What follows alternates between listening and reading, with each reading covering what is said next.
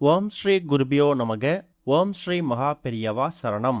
வரும் மே 16ஆம் தேதி சனிக்கிழமை வைகாசி மாசத்துல வரக்கூடிய அமாவாசை அப்புறம் கிருத்திகை நட்சத்திரம், இந்த இரண்டும் சேர்ந்து வரக்கூடிய அற்புதமான ஒரு நாள்.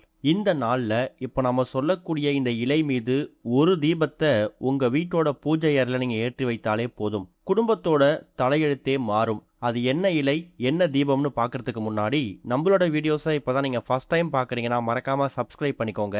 தொடர்ந்து இது மாதிரி அப்டேட் தெரிஞ்சுக்கிறதுக்கு பக்கத்து நோட்டிஃபிகேஷன் பெல்லை கிளிக் பண்ணி ஆல் அப்படிங்கிற செலக்ட் பண்ணிக்கோங்க. இப்போ என்ன இலை மீது என்ன தீபத்தை ஏற்ற போகிறோம் அப்படிங்கிற பற்றி தெளிவாக தெரிஞ்சுக்கலாம்.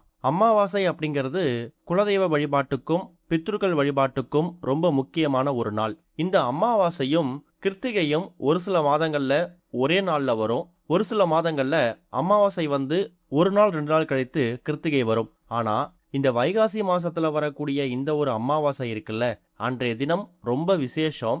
ஏன்னா வைகாசி அப்படின்னாலே அது முருகப்பெருமானுக்கு ரொம்ப உகந்த ஒரு மாதம். ஏன் தெரியுமா? இந்த வைகாசி மாசத்துல வரக்கூடிய விசாகம் நட்சத்திரத்துல அன்னைக்கு தான் முருகப்பெருமான் அவதரிச்சதா சொல்லப்பட்டிருக்குது. அப்படிப்பட்ட முருகப்பெருமான் கலியுக தெய்வமாக இருக்கக்கூடிய முருகப்பெருமானுக்கு உகந்த இந்த ஒரு வைகாசி மாசத்துல வரக்கூடிய எந்த ஒரு விரத நாள் விசேஷ நாளா இருந்தாலும் அதை நம்ம தவற விடவே கூடாது. பிறந்திருக்கக்கூடிய இந்த பராப வருடத்தோட புதிய தமிழ் வருஷத்துல மே 15ஆம் தேதி வைகாசி மாசம் பிறக்குது. வைகாசி மாசத்தோட 2வது நாள் மே 16ஆம் தேதி தான் நமக்கு அமாவாசையும் கிருத்திகை நட்சத்திரமும் சேர்ந்து வந்திருக்குது. அன்றைய தினம் அமாவாசை அதிகாலை 3:59 ஆரம்பித்து மறுநாள் அதிகாலை 2:09 வரைக்கும் இருக்கு. கிருத்திகை நட்சத்திரத்தை பொறுத்த வரைக்கும் மறுநாள் மே 16ஆம் தேதி சனிக்கிழமை மாலை 5:39 ஆரம்பித்து மறுநாள் மாலை 4:01 வரைக்கும் இருக்கு. சூரிய உதயத்தை கணக்கு பண்ணி நம்ம அமாவாசைய சனிக்கிழமை எடுத்துக்கணும். அன்றைக்கு மாலையே கிருத்திகை நட்சத்திரம் பிறக்கிறதால சனிக்கிழமையே நீங்க கிருத்திகை நட்சத்திர வழிபாடையும் செய்யலாம். சனிக்கிழமை 9:10 ராகு காலம், 1:03 யமகண்டம். இந்த 2 நேரங்களை தவிர்த்துட்டு மற்ற நேரங்கள்ல அமாவாசைக்கான வழிபாட்டையும் கிருத்திகைக்கான வழிபாட்டையும் செய்யலாம். ரொம்ப எளிமையா சொல்லணும்னா பகல் நேரத்துல அமாவாசைக்கான வழிபாடு, உங்க முன்னோர்கள் பித்ருக்களுக்கான வழிபாடை முடிச்சிடுங்க. மாலை 5:30 மேலதான் உங்களுக்கு கிருத்திகை பிறக்குது. அதனால 5:30 6 மேல முருகப்பெருமானுக்குரிய கிருத்திகை நட்சத்திரக்கான விரதத்தை நீங்க வழிபாட்டை நீங்க மேற்கொள்ளலாம். காலையில நல்ல நேரம் 7:30 8:30 வரைக்கும் இருக்கு. அதை விட்டீங்கன்னா மதியம் 12 1 மணிக்குள்ள அமாவாசைக்கான உங்க முன்னோர்களுக்கான படையல் போடுறது, பித்ருக்கள் வழிபாடு, காக்கைக்கு சாதம் வைக்கிறது, இது எல்லாத்தையும் முடிச்சுக்கலாம். மாலை 5:30 மேல கிருத்திகை நட்சத்திரத்துக்காக முருகப்பெருமான் வழிபாடு என்ன செய்வீங்களோ அதை நீங்க தாராளமா ஃபாலோ பண்ணிக்கலாம். வைகாசி விசாகம், அதாவது முருகன் அவதரிச்ச தினமாக இருக்கக்கூடிய அன்றைய நாள் நமக்கு வைகாசி மாசம் முழுக்க பரவி இருக்குது. அதனாலதான் வைகாசி மாசத்துல எந்த விரதம் விசேஷம் வந்திருந்தாலும் அன்றைய தினம் நம்ம முருகப்பெருமான் நினைச்சு வழிபாடு செய்யும் போது அதுக்கான பலன் கிடைக்கும். அப்படி இருக்கும்போது அமாவாசையில முருகப்பெருமானுக்குரிய கிருத்திகை நட்சத்திரம் சேர்ந்து வரும்போது அதை நம்ம விட்டுறக்கூடாது.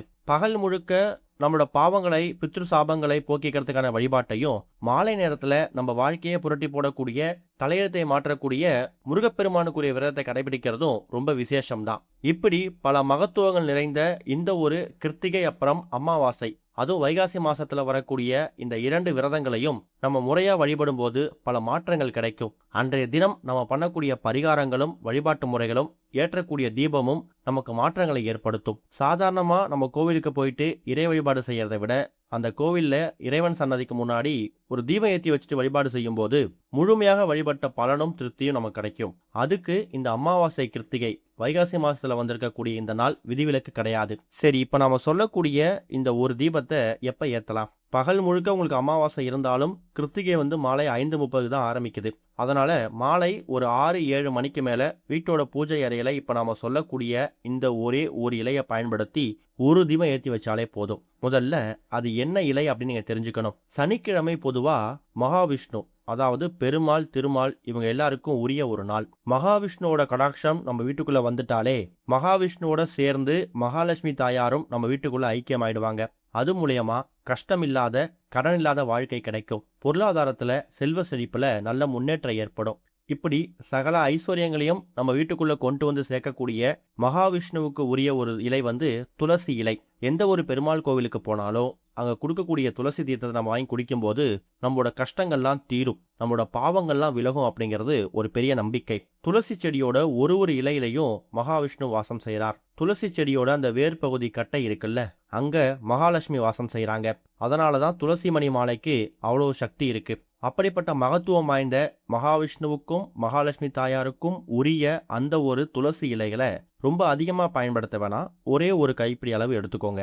அதுக்கப்புறமா ஒரு சிறிய தட்டுல இப்போ நீங்க வீடியோல பார்க்குற மாதிரி அந்த துளசி இலைகளை பரப்பி வச்சுக்கணும். அதுக்கு நடுவில் ஒரே ஒரு தீபம். அந்த தீபம் கண்டிப்பான முறையில் நெய் தீபமாக தான் இருக்கணும். முருகப்பெருமானுக்குரிய தீபங்கள்ல இந்த நெய் தீபத்துக்கு ஒரு தனி மகிமை இருக்கு. செவ்வாய்க்கிழமைகள்லையும் சஷ்டி விரதங்கள்லையும் முருகனுக்கு வெற்றிலை தீபம் ஏத்துறது, 6 தீபங்கள் ஏற்றி வழிபாடு செய்யறது, இதை நிறைய பேர் வழக்கமாக வச்சிருப்பீங்க. முருகனுக்காக இதுக்கப்புறம் உங்க வாழ்க்கையில நீங்க முருகனுக்காக ஒரு வழிபாடு செய்யறீங்க, ஒரு தீபம் ஏத்துறீங்கன்னா, நீங்க மாவிளக்கு தீபம் போட்டாலும் சரி, இல்ல பரிகாரத்துக்குன்னு எண்ணெய் தீபம் போட்டாலும் சரி, அந்த தீபத்துல நெய் தீபம் போடும்போது முருகனுடைய கடாட்சம் நமக்கு நேரடியா கிடைக்குமா. அதுக்கு இந்த ஒரு வைகாசி கிருத்திகையும் விதிவிலக்கு கிடையாது. மாலை ஒரு 6-7 மணிக்கு மேல தட்டுல இந்த துளசி இலையில பரப்பி வச்சுட்டு நடுவுல ஒரே ஒரு அகல்விளக்கு வைத்து முடிஞ்சா கண்டிப்பா நெய் தீபம் போடுங்க.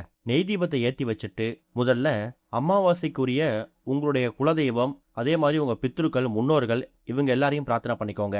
அடுத்ததா துளசி இலைகள் வைத்து நம்ம தீபம் ஏற்றிருக்கிறதால கண்டிப்பான முறையில் மகாவிஷ்ணுவையும் மகாலட்சுமி தாயாரையும் நீங்க மனசார பிரார்த்தனை பண்ணிக்கணும். பொருளாதார பிரச்சனை, கடன் சுமை, சரியான வேலை அமையல, வியாபாரத்துல விருத்தி கிடைக்கல, இது மாதிரி எந்த கோரிக்கையா இருந்தாலும் நீங்க மகாவிஷ்ணு கிட்டையும் மகாலட்சுமி தாயார்கிட்டையும் துளசி இலைகள் மீது அந்த தீபம் எரியும் போது நீங்க பிரார்த்தனையா முன்வைக்கலாம். அடுத்ததா முருகப்பெருமான் கிட்ட, முருகப்பெருமானே, நீங்க அவதரிச்சிருக்கக்கூடிய இந்த வைகாசி மாசத்துல வரக்கூடிய உங்களுக்கு உரிய இந்த ஒரு கிருத்திகை விரதம் அன்னைக்கு என்னால முடிஞ்ச அளவுக்கு ஒரு நெய் தீபத்தை ஏற்றி வச்சிருக்கிறேன். இந்த வைகாசி மாசத்துல எங்க வாழ்க்கை ஒளிமயமா மாறணும். பிறந்திருக்கக்கூடிய இந்த பராப வருடத்துல பல மாற்றங்கள் கிடைக்கணும்னு சொல்லி மனசாரா பிரார்த்தனை பண்ணிக்கோங்க. முருகப்பெருமானை நம்பும் போது எந்த விதமான கஷ்டமா இருந்தாலும் அது விலகி ஓடிடும். நம்மளுடைய தனித்தனி கஷ்டங்கள் தீர்வதற்கு தனித்தனி தெய்வங்களை வணங்குவதற்கு பதிலா நம்மளோட ஒட்டுமொத்த கஷ்டமும் ஒரே நேரத்துல சரியாகணும்னா நம்ம முருகப்பெருமானை வணங்கலாமாம். அப்படிப்பட்ட முருகப்பெருமானுக்கு உரிய இந்த ஒரு வைகாசி கிருத்திகை அப்புறம் அமாவாசை சேர்ந்திருக்கக்கூடிய அந்த நாள்ல